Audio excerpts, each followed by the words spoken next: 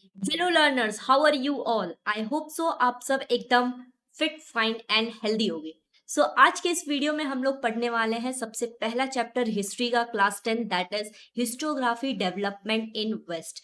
हम हिस्टोग्राफी भी समझने वाले, क्या होता है historiography and development in west का मतलब बच्चा पार्टी, सबसे पहले आप ये समझ लो कि आप इंडिया के वेस्ट के बारे में नहीं, इन दी होल वर्ल्ड का जो वेस्टर्न पार्ट है उसके बारे में हम पढ़ रहे हैं इस चैप्टर में। Okay, so in this video, that is आज के इस वीडियो में हम लोग क्या क्या टॉपिक पढ़ने वाले हैं। One more thing I want to say you कि आज हम लोग पूरा वन शॉट वीडियो कवर करने वाले हैं, दैट इज हर एक टॉपिक आपका 4 से 5 टॉपिक है ये चैप्टर में, पूरा का पूरा हम कवर करने वाले हैं। सबसे पहला टॉपिक जो आपका है वो है ट्रेडिशन ऑफ हिस्टोग्राफी। हिस्टोग्राफी का ट्रेडिशन क्या क्या है, दैट मीन्स कि हिस्टोग्राफी में कौन से ट्रेडिशन को फॉलो किए गए थे। फर्स्ट, सेकेंड है आपका modern historiography, that is in the modern way, that is you can say कि हिस्ट्री को मॉडर्न तरीके से कैसे हमने समझा, हिस्ट्री को मॉडर्न तरीके से कैसे लाया गया था।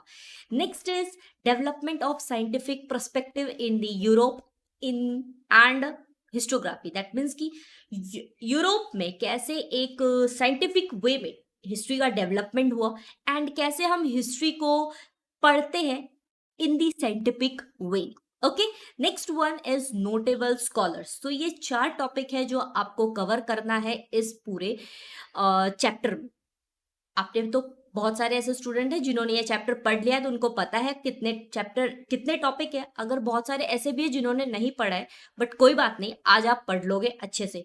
ओके, चलिए, तो सबसे पहले हम स्टार्ट करने वाले हैं इंट्रोडक्शन के साथ। इंट्रोडक्शन मस्ट है। सो बच्चा पार्टी, अगर आपको भी नोट्स चाहिए आप टेलीग्राम चैनल ज्वाइन कर सकते हो, that is Shubham Jha class 10 Telegram channel है। यहाँ पे आप ज्वाइन कर लो, आपको नोट्स मिल जाएगा। हिस्ट्री का जो भी चैप्टर आपको पढ़ाया जाएगा उसका नोट्स आपको इसमें मिल जाएगा।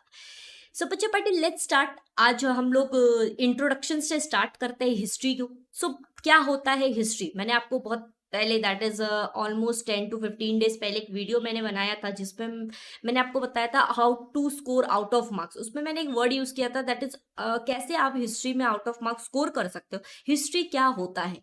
एक्चुअल में हिस्ट्री कुछ भी नहीं है। हिस्ट्री क्या है? हिस्ट्री बस हम पास्ट के बारे में जो पढ़ते हैं वो आपका एक हिस्ट्री है। अब पास्ट को कैसे पढ़ा जाता है? पास्ट को एक हिस्टोरिकल रिसर्च किया जाता है।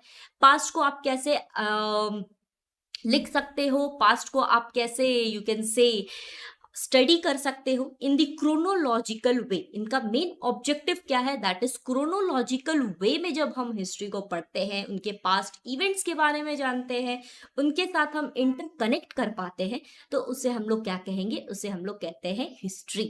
History is nothing else, it's an chronological past event. Chronological का मतलब क्या होता है? 1 by 1, जैसे 1 के बाद 2 आता है, 2 के बाद 3 आता है, 3 के बाद 4 आता है। तो ये एक आपका क्या है? आप एक क्रोनोलॉजिकल वे फॉलो कर रहे हो, ऑर्डर को फॉलो कर रहे हो। सो नेक्स्ट आपका है दैट इज की, अब हिस्ट्री को मैम लैंग्वेजेस में भी पढ़ा गया था, डिफरेंट डिफरेंट लैंग्वेजेस यूज किए गए थे। दैट इज कि पहले ही हिंदी आ गया था क्या? नहीं। पहले सिर्फ संस्कृत पढ़ाया जाता था क्या? नहीं। तो डिफरेंट डिफरेंट लैंग्वेजेस यूज किए जाते थे पहले। ओके, देन इज कि आपके स्क्रिप्ट, बहुत सारे हिस्ट्री के स्क्रिप्ट थे। स्क्रिप्ट मतलब होता है जब भी आप कोई चीज लिखते हो, जब भी आप कोई चीज लिखते हो, एक डॉक्यूमेंट को प्रिपेयर करते हो, तो उसे हम लोग क्या कहते हैं? स्क्रिप्ट कहते हैं। तो हिस्ट्री को एक्चुअल में बच्चा पार्टी, हिस्ट्री के डॉक्यूमेंट को लिखने के लिए डिफरेंट डिफरेंट स्क्रिप्ट का यूज हुआ था। अब वो कौन से स्क्रिप्ट थे, कैसे हिस्ट्री को पढ़ा जाता था, मीनिंग क्या था, तो ये है कुछ वेरियस डिसिप्लिन्स। ये क्या है? एक वेरियस डिसिप्लिन्स है जिसके जिसके थ्रू हम हिस्ट्री को रिसर्च करते हैं। So first one is archaeology. Archaeology का मतलब क्या होता है अभी हम समझेंगे। Next is archival science, then is manuscriptology, then is epigraphy, and then is analysis of writing styles, then is uh, linguistic, and then is numismatic, and then is genealogy. 1 by 1 हम समझने वाले हैं कि ये एक क्या क्या वर्ड यूज किया गया है, एक हिस्ट्री को रिसर्च करने के लिए क्या क्या टर्म्स यूज किए जाते थे, कौन से वेरियस लैंग्वेजेस फाइंड हुआ था, कौन से स्क्रिप्ट हिस्टोरिकल डॉक्यूमेंट में स्क्रिप्ट फाइंड हुआ था। तो दैट फर्स्ट आपका लिखा हुआ है आर्कियोलॉजी, आर्कियोलॉजी का मतलब आपको पता है? अगर नहीं पता है तो मैं आपको बताती हूँ। जब भी जमीन के नीचे से कुछ भी चीज हम फाइंड करते, लाइक कि आप जैसे अगर हड़प्पन सिविलाइजेशन के बारे में पढ़े होंगे, बहुत सारे बच्चे जिन्होंने पढ़ा होगा, एनसीईआरटी में है। आप सीबीएसई क्लास 10 का जब एनसीईआरटी पढ़ोगे या फिर 8 का पढ़ोगे तो उसमें लिखा गया है हड़प्पन सिविलाइजेशन।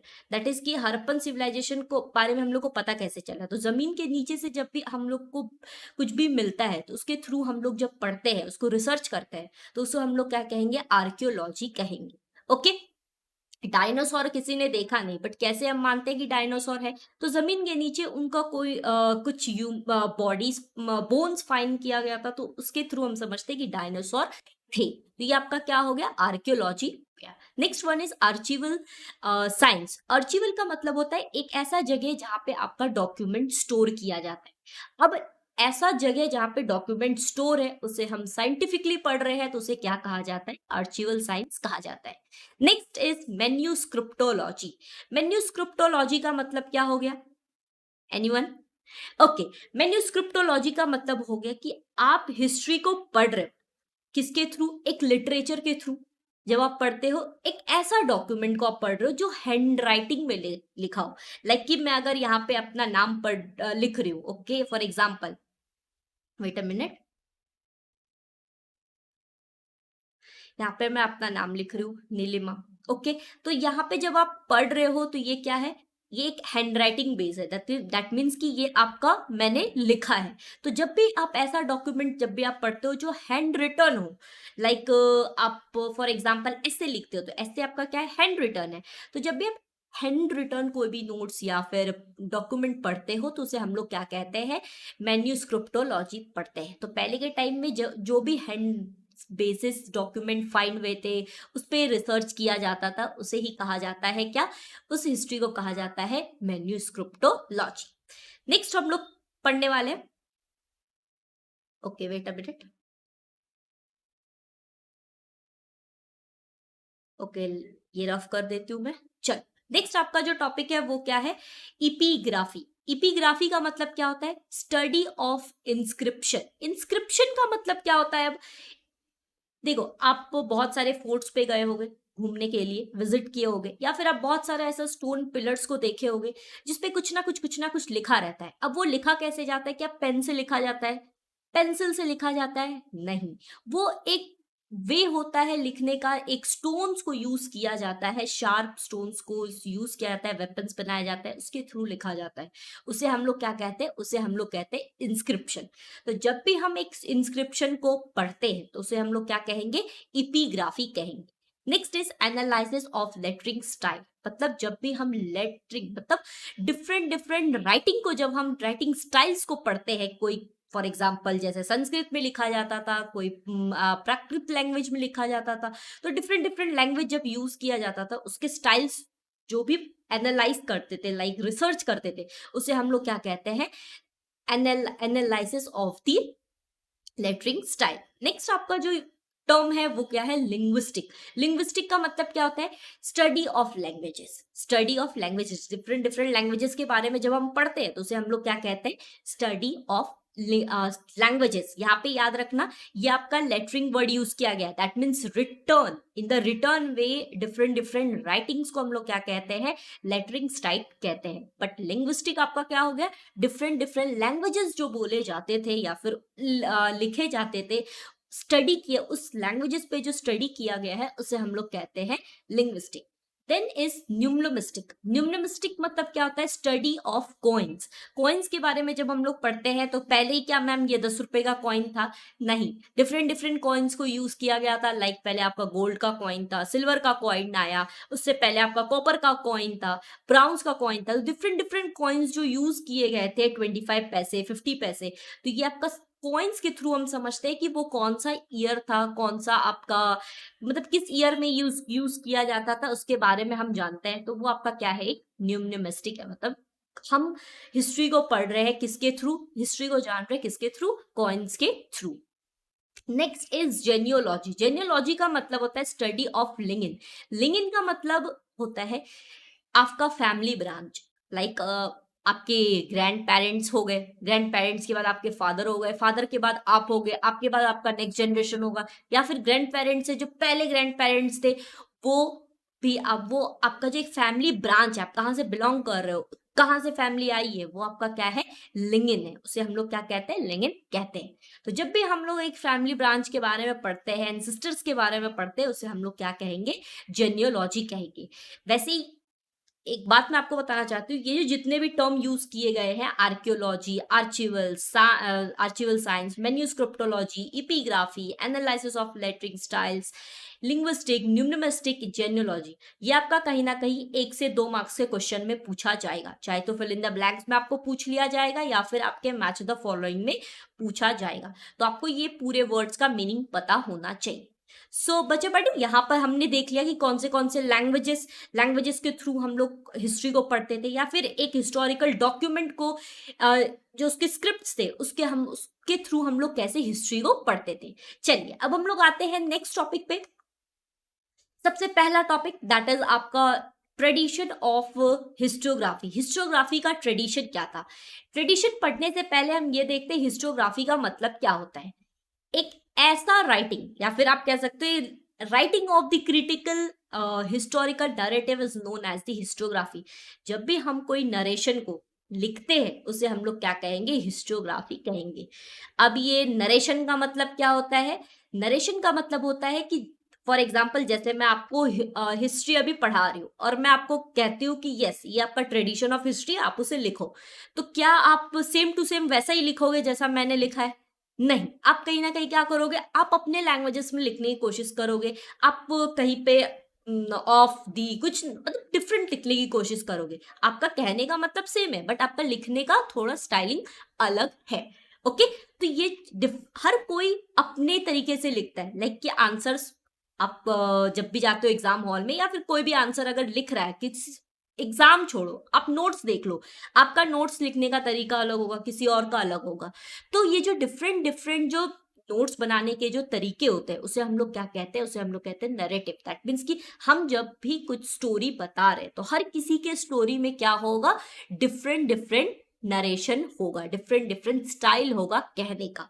तो एक हिस्ट्री को जब हम रिसर्च किया गया था, उसमें क्या पाया गया था कि हर किसी ने डिफरेंट डिफरेंट नरेटिव्स फाइंड किया गया था, different different story telling find की गई थी, उसे हम लोग क्या कहते हैं, हिस्टोग्राफी कहते हैं। अब ये जो हिस्ट्री को लिखने वाले हैं वो कौन है, वो है हमारे हिस्टोरियंस, उसे हम लोग क्या कहते हैं, हिस्टोरियन कहते हैं। जैसे एक पोएम लिखने वाले को हम कहते हैं पोएट, तो वैसे एक हिस्ट्री को लिखने वाले को हम लोग क्या कहते हैं, हिस्टोरियन कहते हैं। Historian each and everything include नहीं कर सकता है। दैट मीन्स कि पास्ट में क्या हुआ हर एक चीज वो नहीं लिख सकता है, बट पास्ट में क्या हुआ उसे शॉर्ट में लेकर के, इन शॉर्ट नरेशन में लेकर के, नरेशन मतलब हो गया कि आपका पूरा टोटल स्टैंड है उसे आप शॉर्ट में आपको बताना है, तो आप कैसे बताओगे, तो सिर्फ एक ब्रीफ में उसने कोई भी चीज आप जब बता रहे हो, एक्सप्लेन कर रहे हो इन द शॉर्ट, तो वो आपका हो गया नरेशन। तो एक हिस्टोरियन जब पास्ट के इवेंट को इन द नरेशन फॉर्म में लिख रहा है तो उसे हम लोग क्या कहेंगे, हिस्टोग्राफी। एंड हर एक हिस्टोरियन पास्ट को ईच एंड एवरीथिंग नरेट नहीं कर सकता है। ओके, ईच एंड एवरीथिंग नहीं लिख सकता है। चलिए अब हम लोग नेक्स्ट देखते हैं, दैट इज हीरोडोट्स। एक्चुअल में आपका हिस्ट्री वर्ड यूज किया गया था ग्रीक में सबसे पहला, एंड वो जो यूज हिस्ट्री वर्ड लाने वाले हैं वो कौन है, हीरोडोट्स। हीरोडोट्स याद रखना, Herodotus that means history. History comes from Greek and Greek से लाने वाले कौन है, वो है हमारे Herodotus. So history tradition of historiography को 2 पार्ट में डिवाइड किया गया है। सबसे पहला पार्ट है आपका एंशिएंट ट्रेडिशन, नेक्स्ट इज आपका मॉडर्न हिस्टोग्राफी। एंशिएंट ट्रेडिशन के बारे में सबसे पहले हम पढ़ने वाले, दैट मीन्स कि सबसे पहला तीन आपको पता है ना, एंशिएंट, मिडवाइल, मॉडर्न, ये 3 कैटेगरी में हिस्ट्री डिवाइड है, पढ़ा जाता है। तो सबसे पहले जो आया है वो क्या है, एंशिएंट। सबसे पहले तो एंशिएंट पे लोग हिस्ट्री को क्या मानते थे, हिस्ट्री क्यों लिखना चाहते थे? एक्चुअल में एंशिएंट में लोग हिस्ट्री को इसलिए लिखना चाहते थे कि ताकि वो अपनी नेक्स्ट जनरेशन, आने वाले नेक्स्ट जनरेशन को बता सके कि यस हमारा पास्ट ऐसा था। Okay, so ancient people also felt the need of passing on the stories of the life and the valor of the ancestors of next generation. That means कि ancient people ये बताना चाहते थे कि उनके एंसिस्टर्स कैसे थे, अपने नेक्स्ट जनरेशन को वो बताना चाहते थे कि नेक्स्ट आपका एंसिस्टर्स पीरियड कैसा था, उनका स्टोरी क्या था, उनका लाइफ कैसा था, उनके बारे में वो बताना चाहते थे। इसकी वजह से वो हिस्ट्री को क्या करते थे, लिखते थे, नरेट करते थे। दैट मीन्स डिफरेंट स्टाइल्स में वो लिखते थे। या फिर आप कह सकते हो जैसे न्यूमरिस्टिक, दैट मीन्स कि कॉइन्स के थ्रू, डिफरेंट डिफरेंट जो कॉइन एंसिस्टर्स के टाइम में यूज किया गया था उसके थ्रू वो अपने नेक्स्ट जनरेशन को बताना चाहते थे। अब कौन सा वे है जो एंसिस्टर्स या फिर आप कह सकते हो एंशिएंट ट्रेडिशन में यूज किया गया था अपने नेक्स्ट जनरेशन को बताने के लिए, तो वो है आपका डिफरेंट डिफरेंट कम्युनिटीज यूज किया गया था वर्ल्ड में। That is various means like cave painting, then is story telling, then is singing songs and ballads. ये आपके कुछ वे है जिसके थ्रू हिस्ट्री को पहले बताया जाता था। अगर कोई एक पेंटिंग कर रहा है तो वो पेंटिंग के थ्रू हम लोग समझते थे कि इस ईयर में बनाया गया था, ये हमारे एंसिस्टर्स ने बनाया था, ये ऐसा पास्ट में हुआ करता था। नेक्स्ट इज आपके स्टोरी टेलिंग, वहां पे ग्रुप्स बना करके लोगों को बताया जाता, 5-6 लोगों के 10 लोगों के ग्रुप्स बैठते थे एंड एक कोई नरेट करता था स्टोरी एंड वो फिर अपने एंसिस्टर्स के बारे में बताते थे कि यस हमारा हिस्ट्री ऐसा हुआ करता था। या फिर आप कह लो कि सिंगिंग सॉन्ग्स के थ्रू हिस्ट्री को बताया करता जाता था। नेक्स्ट इज ब्लड्स मतलब हो गया कि एक पोएम के थ्रू आप कह सकते हो कि एक पोएम या फिर सॉन्ग्स के थ्रू शॉर्ट बड़ी सी जो स्टोरी है उसे शॉर्ट में बताया गया है, लाइक शॉर्ट स्टैंजा में बताया जाता था लोगों को, उसे हम लोग क्या कहते हैं, ब्लड्स कहते हैं। तो ये कुछ वे हैं जिसके थ्रू हम एंशिएंट पीरियड में नेक्स्ट जनरेशन को बताने का ये कुछ प्रोसीजर है, ये कुछ वेज है जिसके थ्रू नेक्स्ट जनरेशन को पता चला कि यस हिस्ट्री ऐसा हुआ करता था। नेक्स्ट आता है हम मॉडर्न हिस्टोग्राफी में। मॉडर्न हिस्टोग्राफी में अब मॉडर्न पीपल कैसे एंशिएंट पीपल के बारे में समझे, क्या ये फेक है, क्या ये सही में सच है, तो कैसे हम जाने। तो एक्चुअल में मॉडर्न पीपल जितने भी थे, मॉडर्न हिस्टोग्राफर जितने भी थे, वो साइंटिफिक प्रिंसिपल पे बेस हुआ करते थे। अब फॉर एग्जाम्पल जैसे मैंने आज एक मर्ड बनाया, मर्ड का पॉट बनाया, ओके, अब वो पॉट आप देखोगे तो कहोगे कि यस मैम ये तो आज ही बना है। आप कैसे मान लिया आज बना है, कुछ तो साइंटिफिक प्रूफ होना चाहिए ना। तो जितने भी स्कॉलर्स थे वो क्या करते थे, साइंटिफिक प्रूफ ला मांगते थे, भैया हमें प्रूफ चाहिए कि ये साइंस सच में है। दैट मीन्स ये साइंस जो बता रहा है ये अभी का है या पहले का है, ये पास्ट का सच में है या फिर हमें सिर्फ बताया जा रहा है कि ये ऐसा पास्ट हुआ करता था, तो वो था सच में था या फिर हमें झूठ बोला जा रहा है। तो एक्चुअल में मॉडर्न हिस्टोग्राफी में साइंटिफिकली बेस्ड साइंटिफिक प्रिंसिपल को यूज किया जाता था, ताकि हम जितने भी हमारे मन में रेलेवेंट क्वेश्चंस है कि यस ये पहले थे या फिर नहीं थे।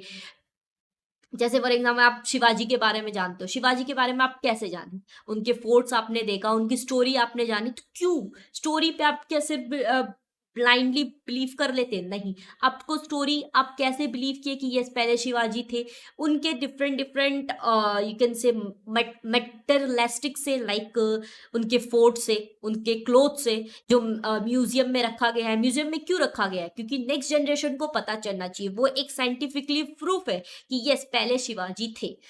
तो ये आपके एक साइंटिफिक प्रिंसिपल पे जो बेस्ड आपका हिस्ट्री है उसे वो आपका क्या हो गया, मॉडर्न हिस्टोग्राफी हो गया। और मॉडर्न हिस्टोग्राफी क्या था बच्चा party, that is anthropocentric question. Anthropocentric का मीनिंग क्या होता है, आप कमेंट बॉक्स में मुझे बता सकते हो। एंड एंथ्रोपोसेंट्रिक का मतलब वैसे मैं आपको लास्ट में बता दूंगी। Next is supportive by the relevant evidence.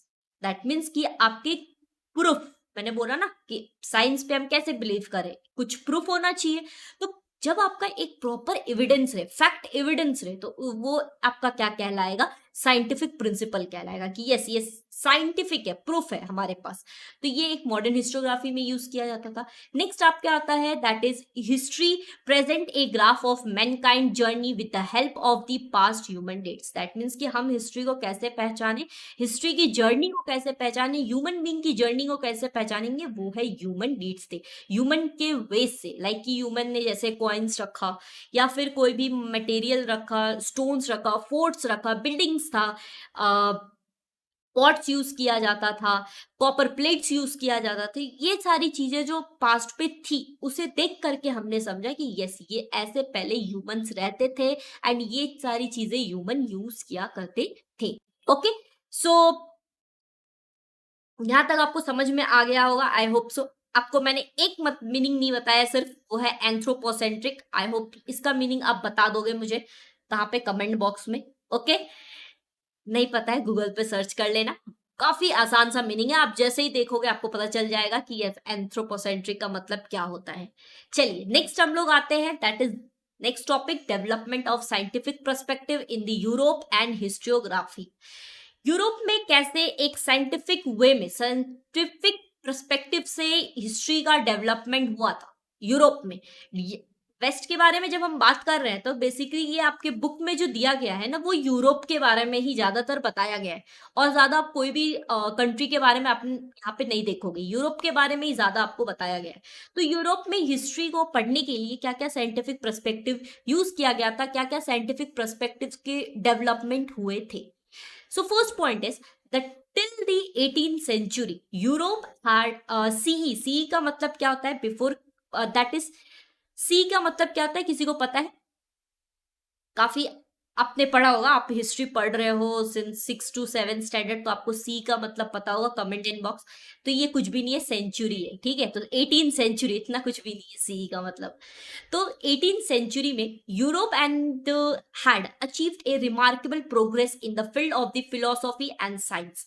Europe 18 century में फिलोसॉफी एंड साइंस के फील्ड में काफी एक्सपर्ट हो गया था। यू कैन से कि काफी अचीवमेंट पाए थे, काफी प्रोग्रेस पाए थे उन लोगों ने, किसके फील्ड में? फिलोसॉफी एंड साइंस के फील्ड में। Second point is scholars bye them had become believe in the possibilities of studying the social and the historical truth by applying the scientific method।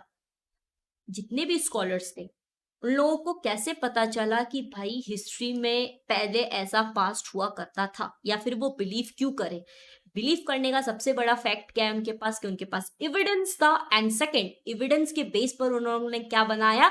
उन लोगों ने साइंटिफिक पर्सपेक्टिव लाए। That means कि scientific principle को अपनाए। जैसे आप for example आप पढ़ते हो साइंस, साइंस में लॉज पढ़ते हो, न्यूटन के बारे में पढ़ते हो, न्यूटन के सर पे एप्पल गिरा। आप क्यों बिलीव करोगे कि न्यूटन के सर पे एप्पल गिरा? कुछ तो साइंटिफिक होगा ना। आप उनके फॉर्मूला पढ़ते हो, कुछ तो साइंटिफिक है, उसे ही यूज किया जाता है, डिफरेंट फॉर्मूला क्यों नहीं यूज किया जाता?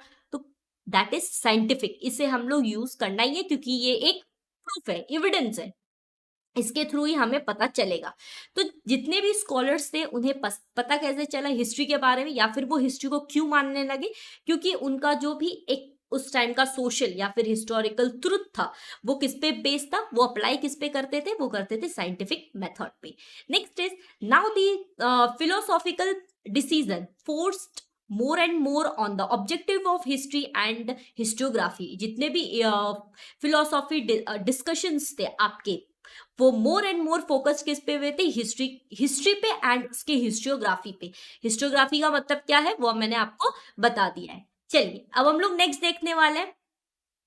सबसे पहला यूनिवर्सिटी जो आपका, सबसे फर्स्ट यूनिवर्सिटी जिसमें इंडिपेंडेंट एक सेपरेट से डिपार्टमेंट बनाया गया था हिस्ट्री का, वो कौन सी यूनिवर्सिटी थी?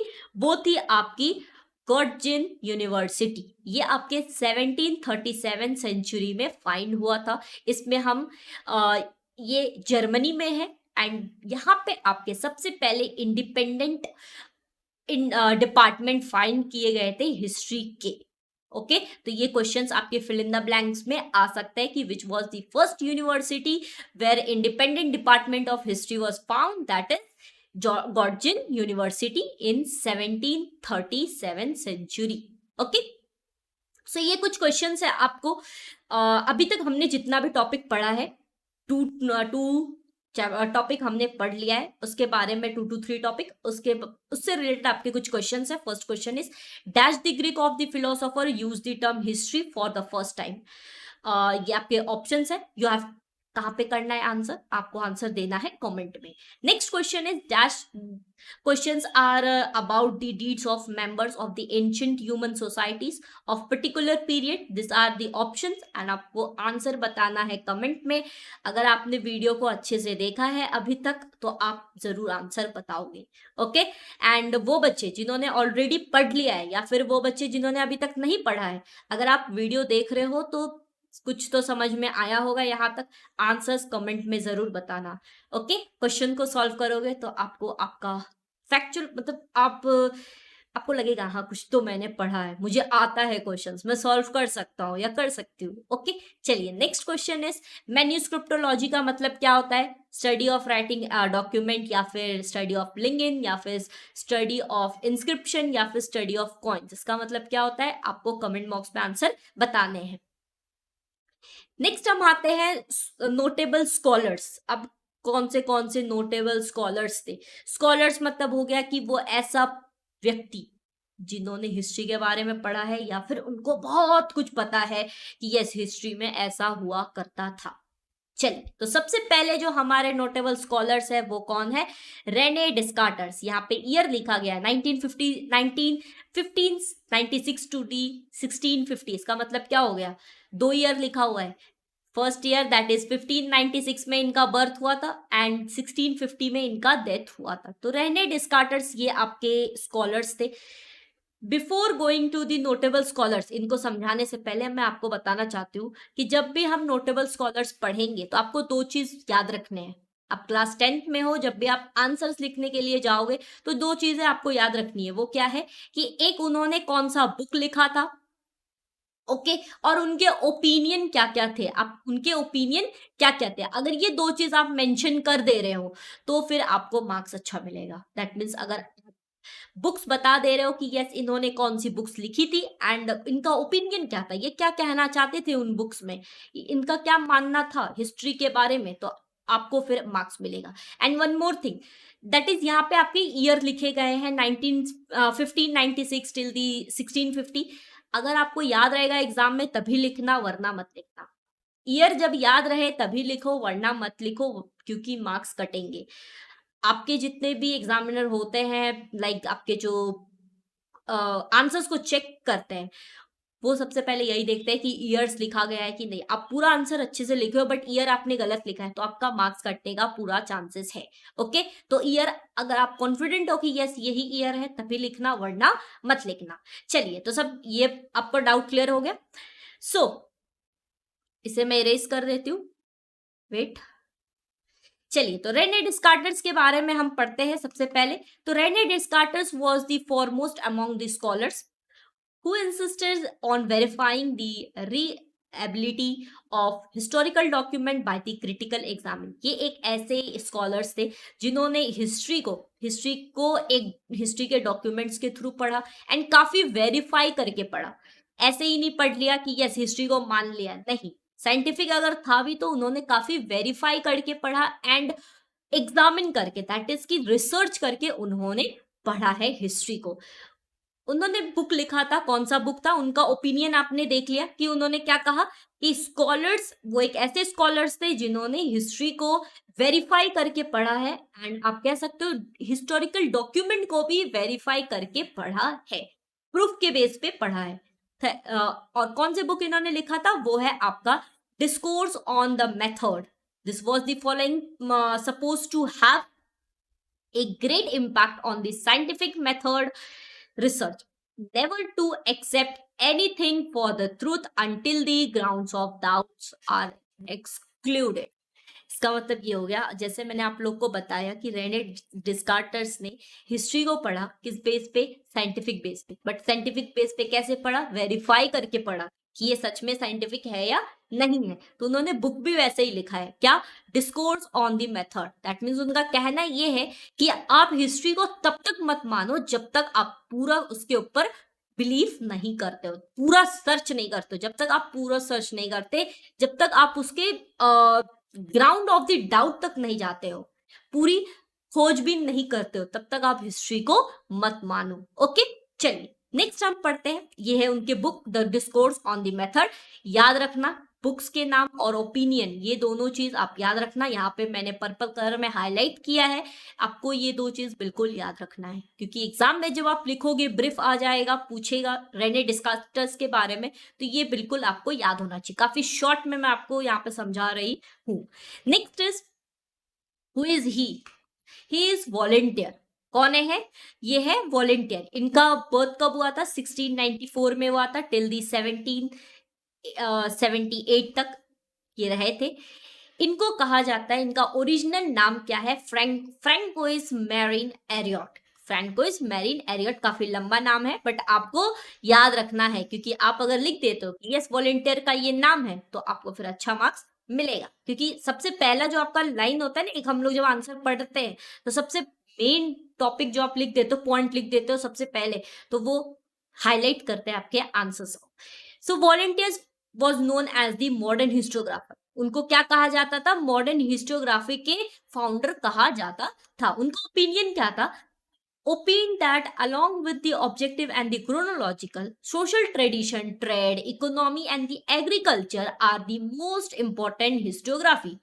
सिर्फ और सिर्फ हम क्या एक क्रोनोलॉजिकल ऑर्डर को माने हिस्ट्री? नहीं। हिस्ट्री को हम कैसे मानेंगे? उनके सोशल ट्रेडिशन के बेस पर, ट्रेड के बेस पर, दैट मीन्स वो क्या बिजनेस किया करते थे पहले के टाइम में, इकोनॉमी के ऊपर पहले कौन सी रुपीस कॉइन क्या यूज किया जाता था, कैसे इकोनॉमी चलती थी पहले, एग्रीकल्चर के बेस पर, ये सारी चीजों के बेस पर हम क्या मानेंगे? हिस्ट्री को मानेंगे, उनके ऑब्जेक्टिव्स को मानेंगे एंड उन क्रोनोलॉजिकल ऑर्डर को भी मानेंगे। ये था वॉलंटियर का कहना। वॉलंटियर ने ऐसा कुछ स्पेसिफिक बुक नहीं लिखा था। चलिए नेक्स्ट हम लोग आते हैं जॉर्ज विलियम फ्रेडरिच हैगल के ऊपर। इनको शॉर्ट फॉर्म में फ्रेडरिच हैगल भी कहा जाता है। उनसे शॉर्ट में अगर आप देखने जाओगे तो इन्हें हैगल भी कहा जाता है। इनका बर्थ हुआ था 1770 में एंड डेथ हुआ था 1831 में। इन्होंने बुक पब्लिश किया था, that is encyclopedias of the philosophical science, and second book is the reason in the history, the reason in history। ये दो बुक किसने लिखा है? George William Friedrich Hegel. इनका ओपिनियन क्या था? फर्स्ट इनका जो ओपिनियन था, historical reality to be presented logically. जब भी हम हिस्ट्री को रियलिटी से प्रेजेंट करते हैं तो वो कैसे करना चाहिए? सिर्फ और सिर्फ सोचने से नहीं, कैसे करना? लॉजिकल वे में करना चाहिए।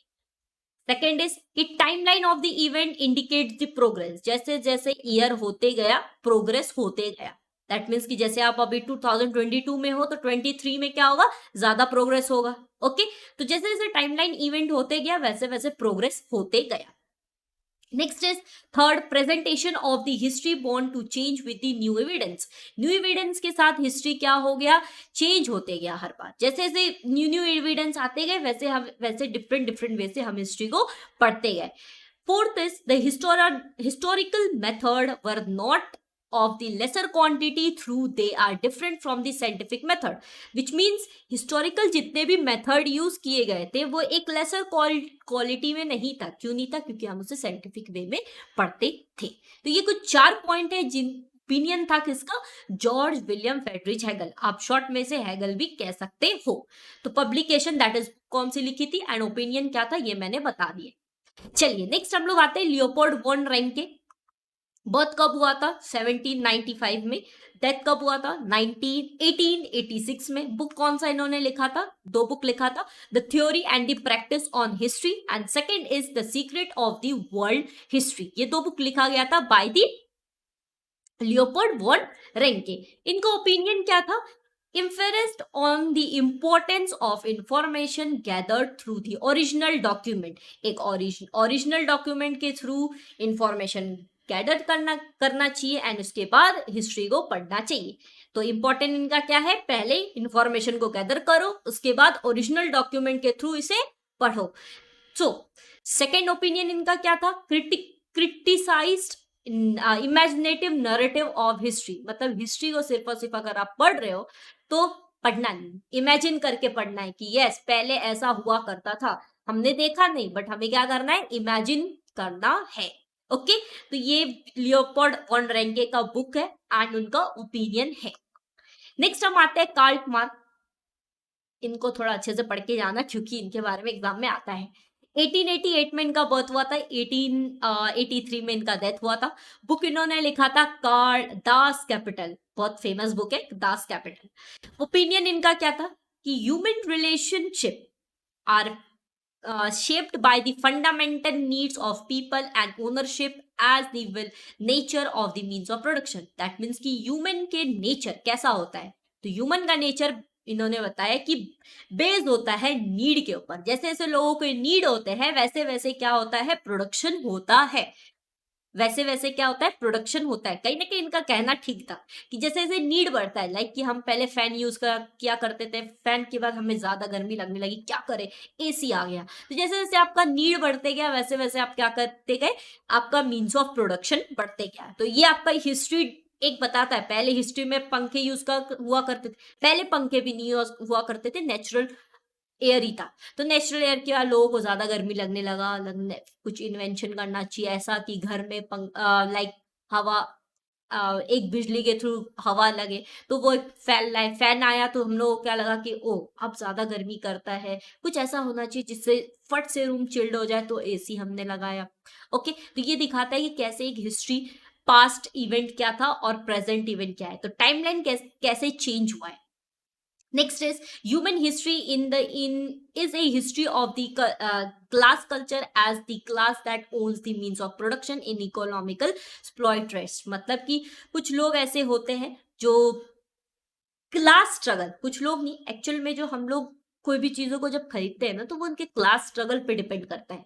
अब फॉर एग्जांपल बहुत लोग बहुत रिच है, बहुत लोग नहीं है, किसी के पास अगर आईपैड है तो कोई अपना मोबाइल से ही पढ़ रहा है। तो क्लास स्ट्रगल के थ्रू डिपेंड करता है कि आप क्या क्या चीजें खरीदते हो, आपकी हिस्ट्री कैसी थी, क्लास स्ट्रगल के थ्रू हमें पता चलता है। तो ये किनका कहना था, ये कार्ल मार्क्स का। दो ओपिनियन उन्होंने बहुत बेसिक ओपिनियन दिया है एंड इंपॉर्टेंट ओपिनियन उन्होंने दिया है, और उनका बुक कौन सा था, दास कैपिटल। नेक्स्ट हम आते हैं एनल स्कूल्स। ये एक ऐसा स्कूल है जहां पे हिस्ट्री को पढ़ाया जाता था। हिस्ट्री को 12th सेंचुरी में बताया गया था कि ये एक हिस्टोग्राफर के लिए एक न्यू स्कूल बनाया गया है फ्रांस में। ओके, जिसे हम क्या कहते हैं, एनल स्कूल में। एनल स्कूल में सिर्फ और सिर्फ पॉलिटिक्स, हिस्ट्री में पॉलिटिक्स मान लो या फिर आप कह लो एंशिएंट के बारे में, मॉडर्न के बारे में नहीं, इसमें कुछ डिफरेंट बताने की कोशिश की गई थी। दैट इज कि सिर्फ और सिर्फ आपके politic events, leader, Kings, diplomacy, ये सब के बारे में नहीं, कुछ अलग बताने की कोशिश किया गया था। दैट इज क्या बताने की कोशिश की गई थी, क्लाइमेट के बारे में बताने की कोशिश की गई थी, लोकल पीपल्स के बारे में बताने की कोशिश की गई थी, कल्चर्स के बारे में बताया जाता था, trade, technology, means of communication and the social division, ये सारी चीजों के बारे में आपको एनएल स्कूल में पढ़ाया जाता था। एनएल स्कूल ये एक ऐसा स्कूल है जहां पे हिस्ट्री को बताया गया कि हिस्ट्री सिर्फ और सिर्फ पॉलिटिकल नहीं है, या फिर किंग्स के बारे में बताना नहीं है, लीडर्स के बारे में बताना नहीं है। हिस्ट्री, क्लाइमेट कैसा था पहले उसके बारे में, लोकल पीपल कैसे हुआ करते थे उसके बारे में, उनका कल्चर क्या था, ट्रेडिशन क्या था, कैसे वो एग्रीकल्चर करते थे, कैसे ट्रेड था पहले उनका, टेक्नोलॉजीज क्या क्या यूज किया करते थे, उनके बारे में बताना एक हिस्ट्री है। सो आपको अगर कोई पूछे कि एनल स्कूल सबसे पहले कहाँ आया तो वो था आपका फ्रांस में। तो फ्रांस के हिस्टोरियंस ही एनल स्कूल पहले जाते थे, फ्रेंड्स की लोग पहले जाएंगे। फ्रेंड्स में पहले ओपन हुआ था तो सबसे पहले कौन जाएगा, फ्रेंड्स स्कूल, फ्रेंड्स हिस्टोरियंस जाएंगे, दैट इज फ्रेंड्स के स्कॉलर्स जाएंगे। ये कब इन्वेंट हुआ था बच्चा पार्टी, 12th सेंचुरी में। चलिए अब हम लोग आते हैं नेक्स्ट टॉपिक पे, feminist historiography. Feminist historiography that means कि पहले कैसे फीमेल को क्रिटिसाइज किया जाता था उसके बारे में हिस्ट्री में बताया गया है, उनके कुछ स्कॉलर्स ने लिखा है। सो फेमिनिस्ट हिस्टोग्राफी मीन्स की restructuring of the history from the perspective of women. History को लिखा गया, हिस्ट्री को नरेट किया गया वुमेन पर्सपेक्टिव से, वुमेन पर्सपेक्टिव से, वुमेन को मध्य नजर रखते हुए क्या किया गया था, हिस्ट्री को लिखा गया था। सबसे पहला जो बुक आया था वो था सिमोने दे बिहेवियर। इसमें फंडामेंटल ऑफ फेमिनिज्म के बारे में लिखा गया है कि पहले के टाइम में कैसे वुमेन्स को घर में रखा जाता था, काम काज करने के लिए नहीं दिया जाता था, सिर्फ और सिर्फ घर में काम करें, इकोनॉमी से उनका कोई रिलेशन नहीं था, जॉब से कोई रिलेशन नहीं था। तो इसके बारे में लिखा गया सिमोने दे बिहेवियर में। ऑल्सो इसमें बताया गया कि कैसे वुमेन की लाइफ थी उसके बारे में बताई गई है। किसके बारे, कहाँ पे? सिमोने दे बिहेवियर में। क्या उनका एम्प्लॉयमेंट था, देयर रोल, उनका ट्रेड यूनियन क्या था, उसके बारे में बताया गया। एक्चुअल में आप देखने जाओगे तो सिमोने दे बिहेवियर में जितनी चीजें लिखी गई थी उसके बाद से फीमेल की क्या लाइफ चेंज होने लगी। फीमेल को भी काम करने के लिए परमिशन दिया गया, वो भी बाहर जाती थी, जॉब करती थी, काम करती थी, मनी अर्न करती थी। एंड ऑल्सो उन्हें घर में भी क्या किया, रिस्पेक्ट दिया जाता था। सिर्फ और सिर्फ ये आप कह सकते हो फेमिनाइज नहीं किया जाता था, उन्हें रिस्पेक्ट दिया जाता था। तो वुमेन को एम्प्लॉयमेंट का दिया गया, एजुकेशंस का आप कह सकते हो एजुकेशंस को रोल्स दिए गए, उन्हें कहा गया कि यस आप पढ़ सकते हो, एम्प्लॉयमेंट उनको दी गई।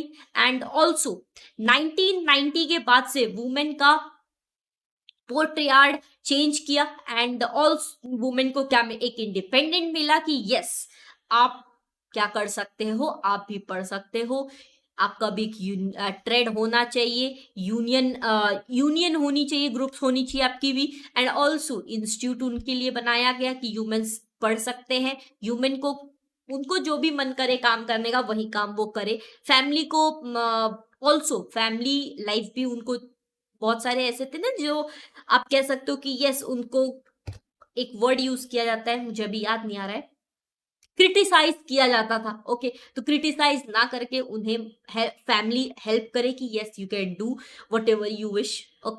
ठीक है, तो 1990 के बाद से वुमेन का पर्सपेक्टिव चेंज हुआ।